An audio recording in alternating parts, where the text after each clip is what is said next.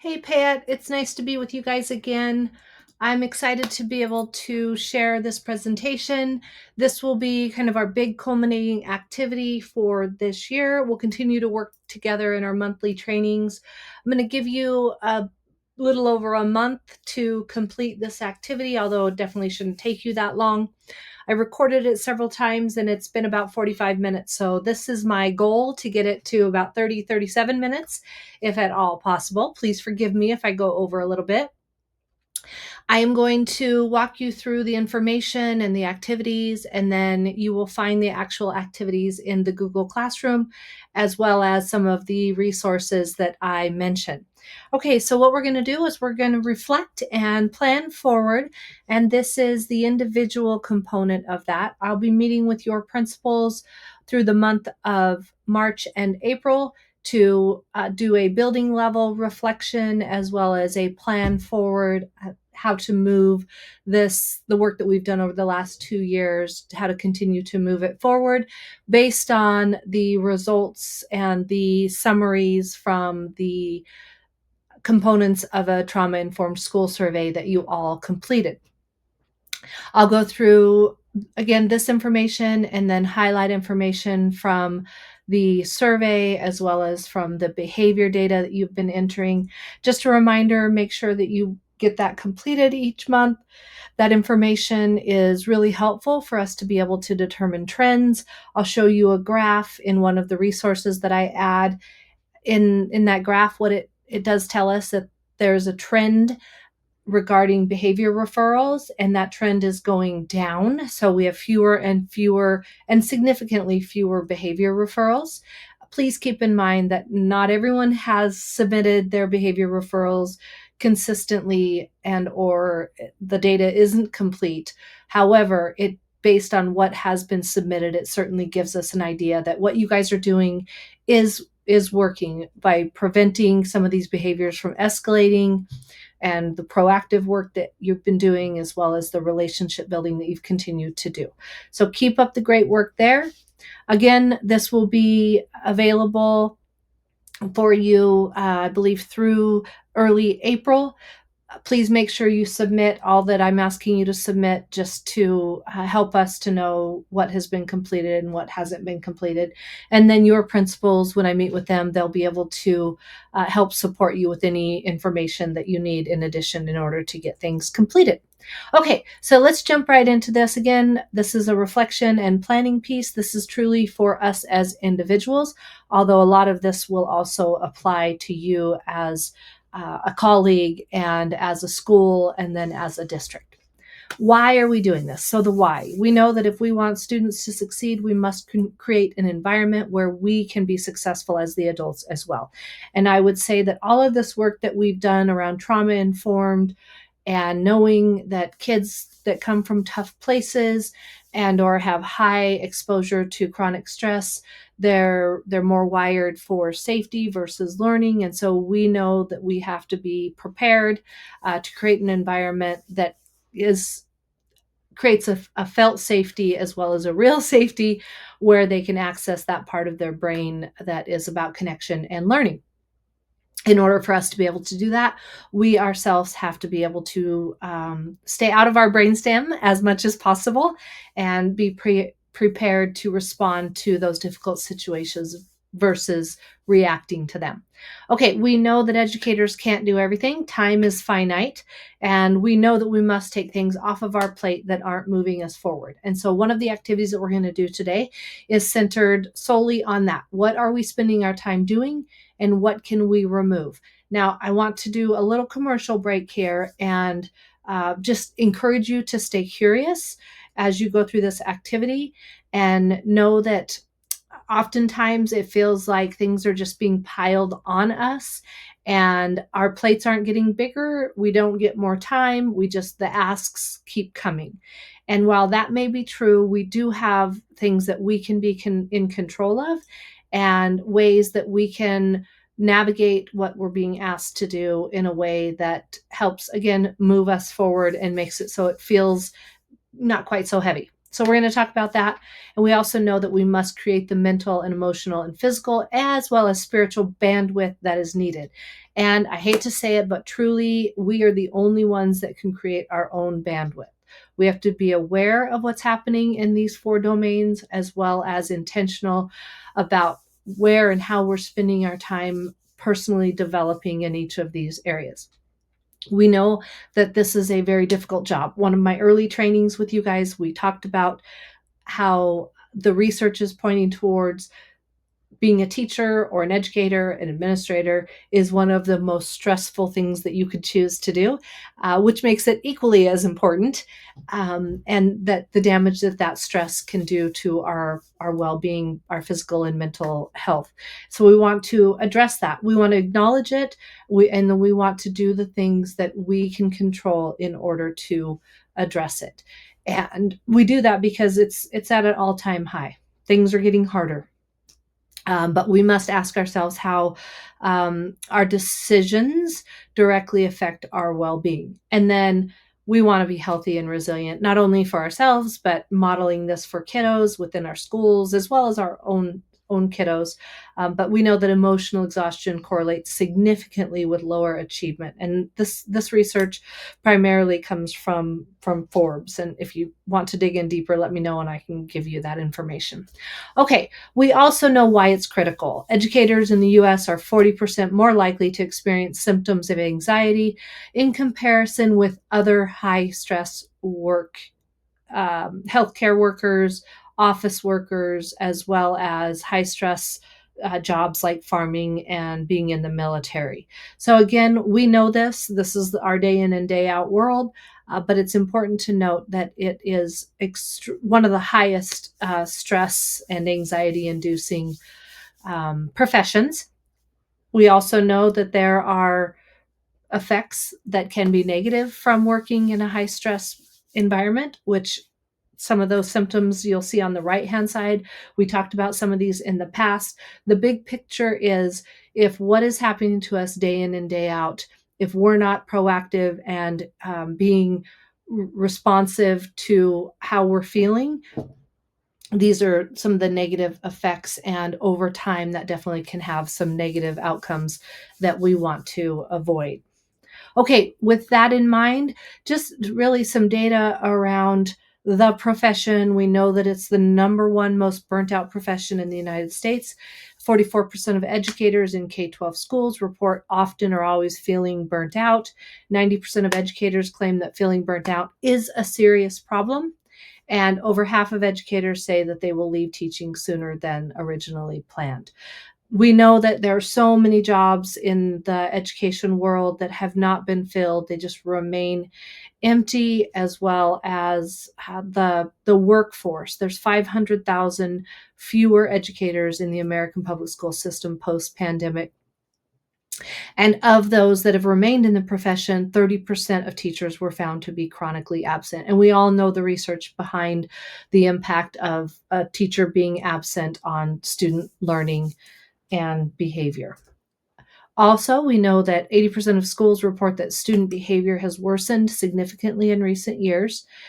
There have been over 400 school shooting incidents in the last 2 years, and this data comes from the last couple of years' research. And more than 75% of teachers have reported having stress-related health issues.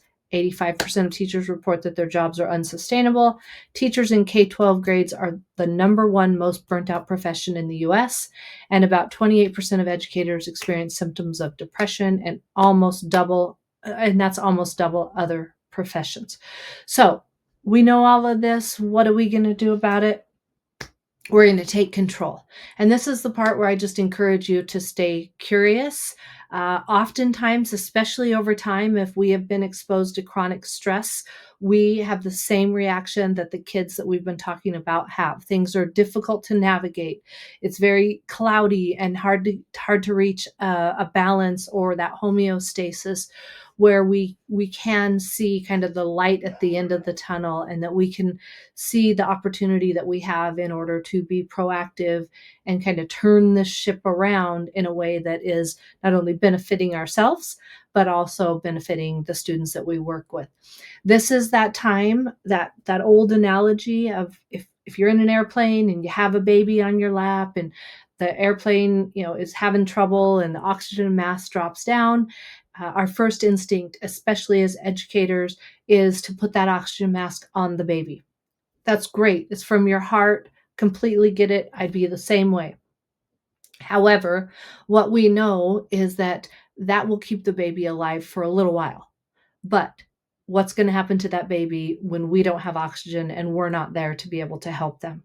So, this work is about putting the oxygen mask on ourselves first and on each other, helping each other be aware of and have the capacity to take care of ourselves. Again, that analogy with the oxygen mask, we want ultimately to have oxygen mask for ourselves and for the baby, but if we don't, if we only have one, and that's the work that we're going to do today, that primary focus is on how do we take care of ourselves as educators. We're going to walk through each of these pretty quickly. We're going to spend the majority of the activity time on the one that's highlighted in green on time management. I've talked to you guys in the past about the 4 quadrants. It's called the Eisenhower Matrix. There's some of it from Stephen Covey's work. Many different researchers or experts have used this time management strategy or idea, and we're just going to pull from a few of those and try to make this applicable to us. But we're going to start with this graphic organizer, and you're more than welcome to take this and use it, recreate it, whatever makes sense to you. But you'll notice that as you go across, the very top row is the focus, and then a little bit of an explanation for each, and then an opportunity to highlight a date of when you're going to focus on it, as well as what strategy you yourself are going to use. I would highly, highly, highly encourage you to take time to address each of these areas. If it's something you're really good at, like you've really mastered the art of saying no, then don't worry about it. But looking at the other areas and saying, is there something that I could address here that might help me either stay in balance or get back in balance? So one of the areas we want to focus on is first and foremost that awareness and acknowledgement that, hey, I might be really stressed out, and that stress might be causing some of the challenges that I'm having. And you recognize that through irritability, anxiety, depression, those negative thoughts that just are not self-serving, whether it's about your job or your life in general. And so recognizing that those negative stress chemicals send you in that spiral of kind of self-soothing and probably not the best ways, and that just adds to that negativity and depression or anxiety. So recognizing that there might be an issue. For many of you, you are just happy go lucky, things are going great. This is maybe not the area that you would focus. Maybe you're not feeling stressed out. Maybe you just looking for some tools to improve on what you're already doing, which is great. Take any of these that make sense to you. The next one is prioritizing self-care. And for me, I don't think we can be good at anything if we don't focus on this area. And a lot of people will tell you that this is a waste of time, that you don't need to worry about physical or mental or spiritual or emotional well being. And I argue completely opposite. I believe not only from my own experience and research, but just watching the impact of people being able to consistently address these 4 areas and how it has had a positive outcome for them. So this is my passion right here, that for educators and just humans in general, being able to do this very difficult job well it hinges on us being able to take care of ourselves. So we're going to spend a little bit of time talking about that. But this is really that. What are you doing exercise wise? What are you doing nutrition wise? What are you doing to continue to refine your craft and learn and grow? What are you doing emotionally in regards to building and maintaining relationships and making sure you're able to be present and there for the people around you, the people that love you? And then your spiritual well-being. And again, spiritual well-being can be religion-based. It certainly does not need to be religion-based. That is up to an individual decision, but it is an important domain that you want to focus on. Okay. Also, that self-talk, self-think, I'd highly recommend the book, The Art of Possibility by Xander and Xander.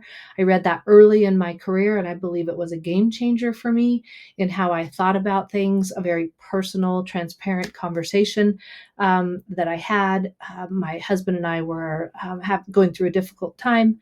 And one of my dear, dear friends, normally I didn't share a lot about what was going on, but I was divulging my frustration to her, and she looked at me and she said, "Well, what are you going to change?" And my first reaction was, "What do you mean? What am I going to change? I'm perfect. I'm not doing anything wrong."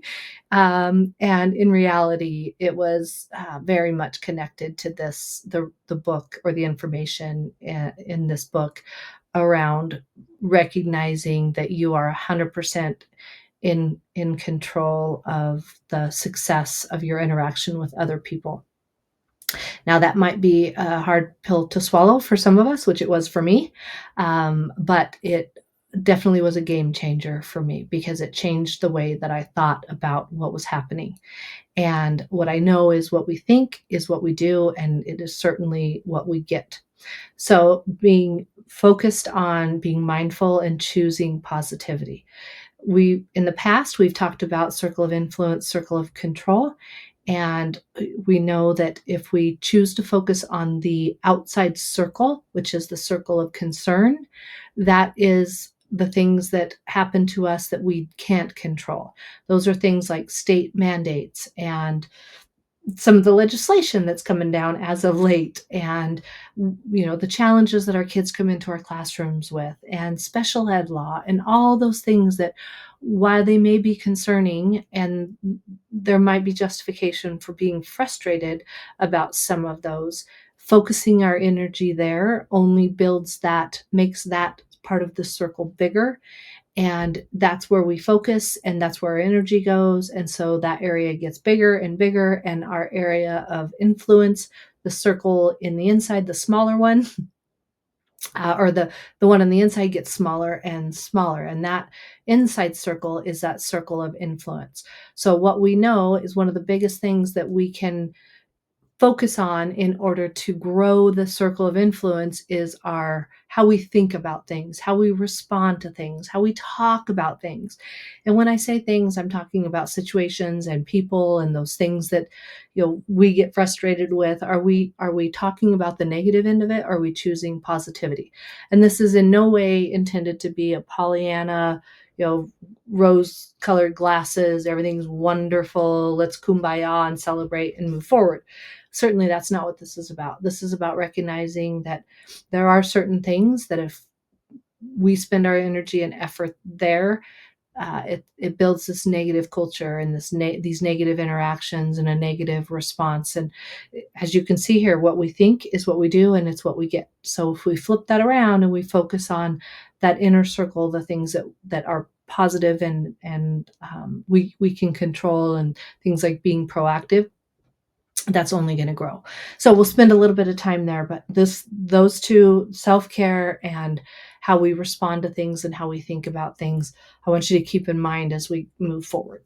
Okay, I'm going to skip over time management because that's where we're going to do most of our activity. We're going to go to boundaries and then building your network and professionalism. So boundaries, again, some of you are so good at this. I don't know how you've mastered it. This is something I'm still working on. Being able to say no and not feel like I'm letting people down or not feel like I'm doing my part. This is very, very difficult for me. So this is a goal area of mine. And if any of you have mastered it, please share your skills with me. But this is about not being a victim and saying no or doing yes. And what I mean by that is when we are asked to do things, if we raise our hand and say yes, because we feel like we're being guilted into it, or frustrated that nobody else will raise their hand, or there's negative feelings around it, that creates this victim mentality. So even if you've raised your hand and said yes, as soon as you have an opportunity, you're going to go to the closest person and complain about being asked to cover a prep period, or being asked to cover recess duty, or being asked to be a part of a committee, even though you said yes. And so this skill is really about being able to say no to the things you can say no to, and being able to follow through with the things that you say yes to without having that negative attitude. And again, as I mentioned, this is not a strength of mine, and so if you've mastered this, let me know. If not, just there's an activity that we'll include in this PowerPoint, a graphic organizer that might help you as well. Okay, and then building your network. We as humans, we are just created for connection. We know there's again ton of research out there around life expectancy as related to your family and your friends and your social experiences, and so we know how important this is. Reaching out, connecting with others, who you surround yourself with quickly becomes who you are. And we tell our kids this all the time. If you're hanging out with, six knotheads that aren't being respectful or aren't doing what they're supposed to be doing, you're going to be the seventh. And so that applies to us as adults as well. How do we not be that seventh knothead? How do we choose our circle and be a positive influence for others, as well as be able to learn from their positive influence? And then professionalism. Sometimes this one's hard as well because it may be difficult to be reflective and take that feedback in a way that allows you to be flexible and adaptable versus reactive and having our feelings hurt. And one thing we know about educators, a lot of educators see what they do as an educator is who they are as a person, and we're not going to get into the kind of right and wrong of any of that. What we are going to talk about is being open and responsive and eager to seek that feedback and make some of those changes. I'll include in our resource link some of the materials that I've shared with you in the past around teaching styles and crisis cycles, so you can review those. Just a quick reminder, that the teaching style is a wonderful awareness tool. Sometimes we need to tip into each of those different areas depending on the situation. But knowing that our goal should be to land in that authoritarian area as much as possible in what we do in our classrooms, because that allows us to communicate to kids what it is that we expect and also hold them accountable for the expectations, but also balance that with a loving and caring and positive, supportive relationship. Okay, so again, we'll have graphic organizers. I'll share some of those at the end, but we're going to spend a lot of time in that time management activity. So here's what the activity is, and it will be listed as activity number 1. What I'm going to ask you to do is I'm going to ask you to just jot down as many items as possible, answering the following questions. Yesterday, and I want you to choose a day that you worked. Yesterday, I spent my time doing the following things. And you see, I just gave you a rough list of some examples. The important part here is to be specific and as detailed as possible. And you want to include time estimates in minutes and hours. Your total time should equal 24 hours. So wherever you want to start, midnight to midnight, 8 a.m. To 8 a.m., that wherever you want to start is fine. You just want to choose 24 hours and included in that 24 hours a balance of what you did in your personal life and what in your professional life. Now, these lists will be submitted, so please don't give me any personal details of exactly what you were doing during those minutes. So be as detailed as you can, but also know that I'll be reading these. And so, if you were spending, I don't know, you guys know what I'm talking about. So just know you don't have to divulge personal activities. Just capture it in a way that it reflects what you were doing during that time for your own information, because you're going to take that information and you are going to filter it into this graphic organizer. Where did you spend most of your time, or the majority of your time? Now, this is where the Eisenhower matrix or the Stephen Covey work comes into play around the important and urgent and not important and not urgent, and the balance of those quadrants. The high level piece of this is that middle line right here. If you think about, my goal is to spend the majority of my days, the majority of my time in life above this line. So, what that means to me is I will have times that I'm doing things that are urgent and not important. That's okay, but it should be few and far between. Same thing. I'll have things that I do that are not urgent and not important. That's okay, but it surely shouldn't be the majority of my time. And again, in complete transparency, early in my administrative career, I spent a whole bunch of time in this quadrant, urgent and not necessarily important. I was that little firefighter running up and down the halls, putting out all the fires for everybody as they came. And what I realized is I didn't have enough bandwidth to be able to continue to do that.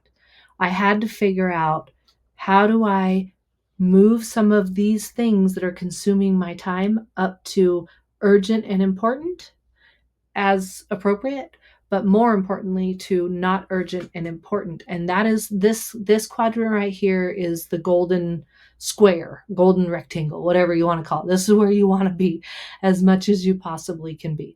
And the reason for that is this is where the planning and the proactivity and the system change and that piece of the bigger picture, like what can we put in place in our classrooms, in our buildings, and in our district that assume some of the firefighting responsibilities or remove some of the firefighting responsibilities completely. So we have time to get to the most important piece, which is our time with kids, our time teaching with kids, and our time learning with kids.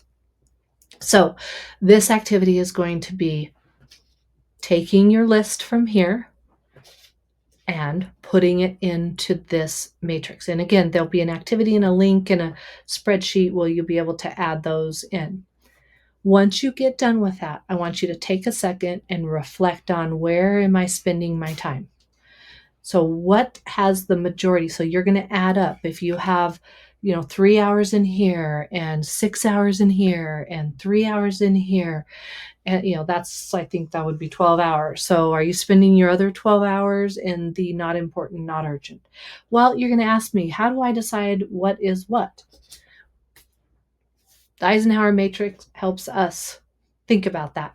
So important and urgent, those are the activities that are crises, they're pressing, they're deadline driven, they have to be done by a certain time, and they are worth doing. Then you look down below that in quadrant 3, and these are the things that are not important and urgent. So those are the things that are more like interruptions, kind of like I talked about before, running around the building, putting out everybody else's fires. A really good example of this is I had a teacher that forgot to print the award certificates for an award ceremony or assembly that we were going to have. And I found myself in my very crazy busy day assuming that responsibility for that teacher and getting it done so we had the certificates. And I paused about halfway through and I thought to myself, what's the worst thing that's going to happen if we don't have these certificates done for the assembly? It's not going to be the end of the world. The teacher can get them done later. The teacher can hand them out in class. We can still recognize the kids during the assembly. And it was an aha moment for me, because that was a time where that was a fire I was putting out that I did not need to be putting out. It was an interruption. It took me away from planning. It took me away from, observing teachers or supporting playground behavior or whatever else, could have been in the upper quadrants. And so just being really aware.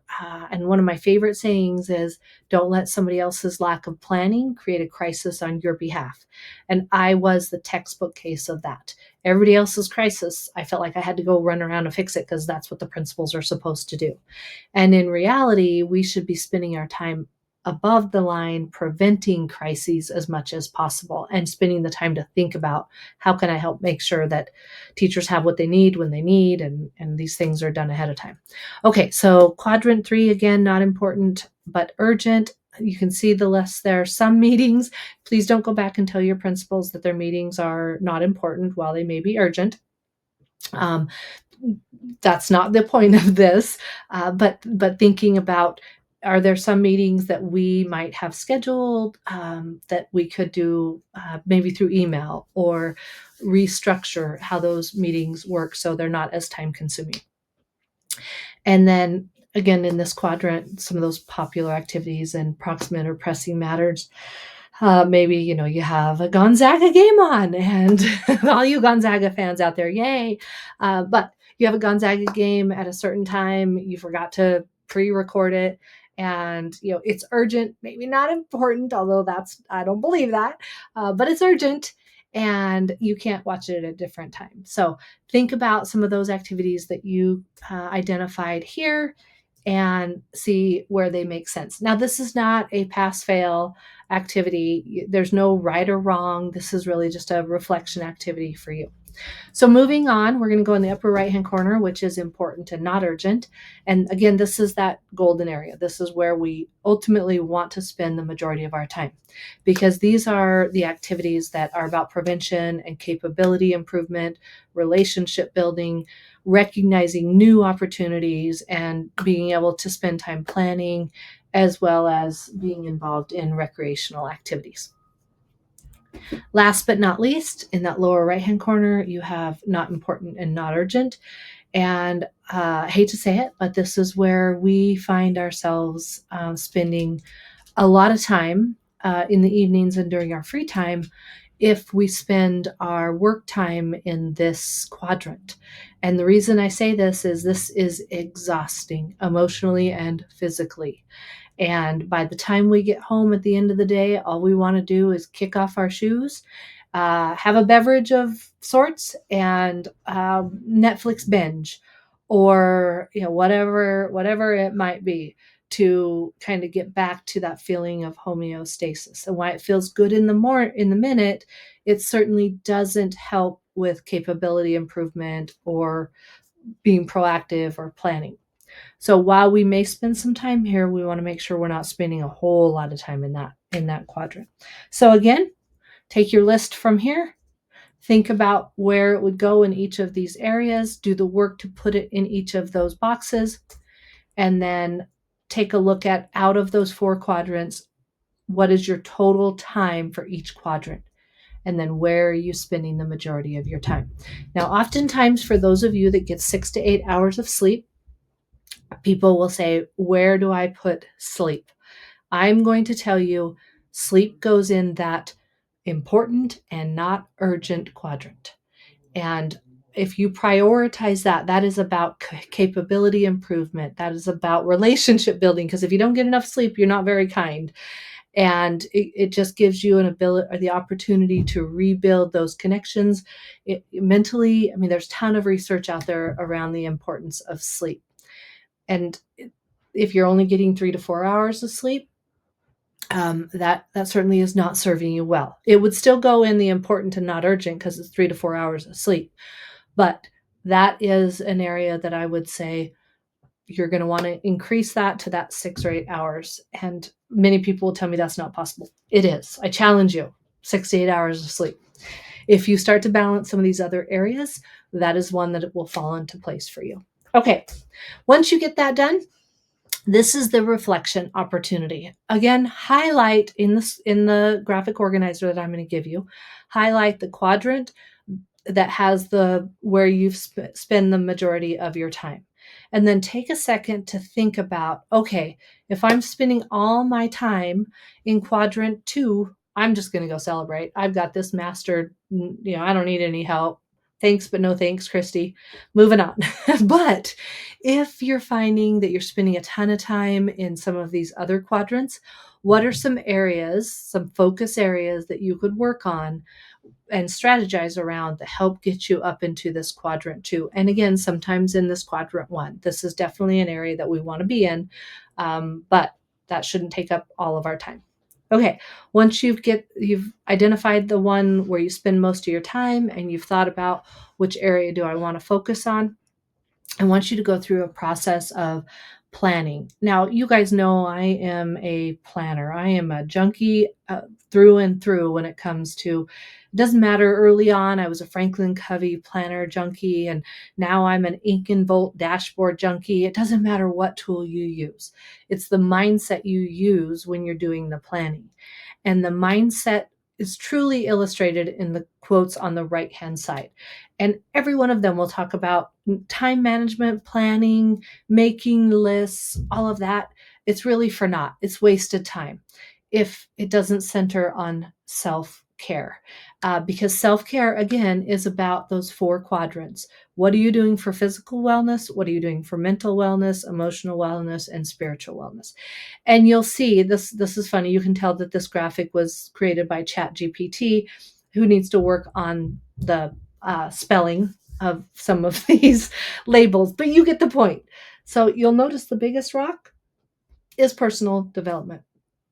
And that is really about those four domains, those four quadrants, and it should take up a large part of your daily 24 hours. Now, I'm not saying 6 hours of it or 8 hours of it or all of it. What I'm saying is, are you scheduling time for self-care? And many people will say we don't have time to schedule time for self-care. There's no more time. And I'm going to challenge that thinking and say it is absolutely imperative that you find time. What we were doing some New Year's resolution planning with our kids, and one of my kiddos, my second oldest 14-year-old, I've shared some stories about him with you guys. He says to me, "Mom, you need to make time to waste time." I'm like, "What? I'm not gonna waste time. Oh my goodness, time is so valuable. It's so precious. How could I waste time?" And he looked at me. He said, "Mom, you need to plan in some time that you can just like enjoy yourself and not worry about getting things done." I'm like, "Wow, you're pretty wise for a 14-year-old." And it's true. Like building that time for me just to relax and have fun and being intentional. And so I took that to heart. And one of the goals, one of the strategies that I have is taking time to do an activity with my kids that they love. A little secret, I hate video games. Okay, that's too strong of a word. I dislike video games. I think it's a huge time waster. But I have two of my kids that absolutely love Fortnite. And they are always asking me, "Mom, please play Fortnite." And I always never have time. Not that I don't have time, I don't make time. And so I've been intentional about making time to play Fortnite. Not been great at it yet, but I'm still working on it. The whole point of this is taking the work that you did around self-reflecting on the Eisenhower matrix, where are you spending your time, reallocating that time for proactive planning centered on prioritizing self-care. And when I talked earlier, I'm going to scroll back here. When I talked earlier about that prioritizing self-care and being mindful and choosing positivity, being able to manage your circle of influence and the way that you think about things is a game changer.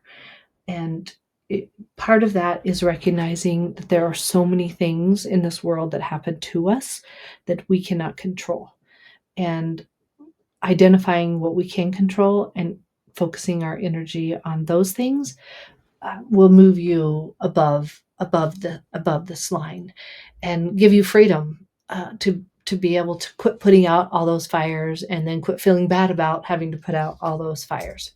So those are your activities. I'm going to walk you through some graphic organizers that I'm going to include. This is one for the boundary focus. And this is where we talked about what are you saying yes to and how do you feel about what you're saying yes to? And then identifying are there other people that could do these things better? For example, my story around the certificates. As I was spending time trying to fill out those certificates, I had so many questions about, is this the right spelling of the kid's name? Is this the right certificate? And the teacher knows all of that because they know the kids, they know why they were given in the certificate, they know the details. And so she was the person that was better served to do those certificates. So instead of me saying, yes, I'll do them, what I should have said is, no, I won't be able to do them here. Let's strategize on what we're going to do to present these awards during the assembly without the certificates, and you can do the certificates later. And so just taking this graphic organizer and really, again, the mental process of saying, can I say no to this? And if I say yes to this, I better be able to say yes to this with a positive attitude and without needing to go and vent to my colleagues about being asked to do yet one more thing. Because if I've said yes to it, I've said yes to it. So there's a graphic organizer for that. It's commit to say no or do the yes without complaining. All right. And then building your network, again, graphic organizer for this. Where do you need to invest your time? When we know the value of connections with our colleagues and our friends and ourself, the people in our personal world, as well as what professional support that we need. What kind of investment do we need to make in each of those areas? And then what impact would that have, or will that have, or did that have, depending on what stage? These activities should not be a one and done. These activities should be a cyclical process as we evolve as humans and professionals. All of these things change. Our area of focus, our area of expertise, our skill set, that continues to change and evolve, which it should. That's a huge celebration. So bringing these back often and using them in our self-reflection. And then professionalism, again, I've talked through this a little bit. These are those examples that I gave. This is really, really important to me. Not quite as important as prioritizing self-care, because you won't be able to do this well if you're not taking care of yourself. But being a professional, where do you need to invest your time in classroom management? Maybe you're really struggling with behavior, or kids are really just not getting the content like you thought they were going to get the content. And so what can I do to change my instructional delivery or classroom management style in order to have the desired impact that I'm hoping for? And then being flexible, being adaptable, and continually reflecting on what am I doing? How am I responding? How am I thinking about things? And staying away from deflecting the responsibility or the blame to others. Okay. And then just another example. I'm sure you have some other examples that you could use or share with each other. This is just one example of a tracker and self-preservation. I love this term because it's really about how do I take care of myself, and then how do I continue to preserve myself? And I do that by maintenance. What gets monitored and maintained gets done, and it stays preserved, and it's ready for that next evolution of getting better all the time. So this is just a goal. And for example, if my goal is to work out 4 days a week, then I'm going to, on week 1, if I worked out on Sunday, I'm going to color it green. And if I didn't get to work out on Monday, I might leave it blank or color it red, or whatever graphically makes sense to you. But you then at the end of the month, you're going to have a visual representation of how you did on that goal. And kind of a quick data analysis is, if you have more reds or more blanks than greens, you might want to revisit your strategy around that goal. That means that you basically canceled on yourself and you failed to follow through with your goal. And maybe it was not a smart goal. It wasn't a good goal. It was dumb. Maybe you need to change your goal, and that's okay too. But by monitoring how you did, you're better able to reflect on the impact of those decisions and then make decisions about what you're going to change or not change. And then another example, just dropping some ideas around self-care. And I love this, how to cure a bad day. All right, what are we going to do differently in those moments? If I'm having a bad day, having a rough start, what could I do differently in each of these domains, whether it's physical, mental, emotional, or spiritual? And I'll tell you, for me, if I'm having a bad day, one of the things I know I need to do is get physical, get up, get moving, get outside, do something to exert some of that energy. For some of you, it might be taking time to read a book or a professional article, or spending time with a friend, making a phone call, or spending time meditating, whatever it might be. mind mapping that out ahead of time. So when you're in the middle of that bad day or bad moment, you have a go-to response that's going to help you navigate whatever's happening in a positive way and not derail you. And then, so this reminders tab, that's things I'll cover in our the assignments themselves and our monthly check-ins. But I do want to share a couple reminders with you around making sure you're logging your behavior data. And again, that's the same link for every month. You just go in and click on the link and then choose the month and then complete the form. And then also, if you're taking the book study, making sure that you are making your personal copy of your learning log and doing your chapter readings and reflections, as well as your activity trial and errors.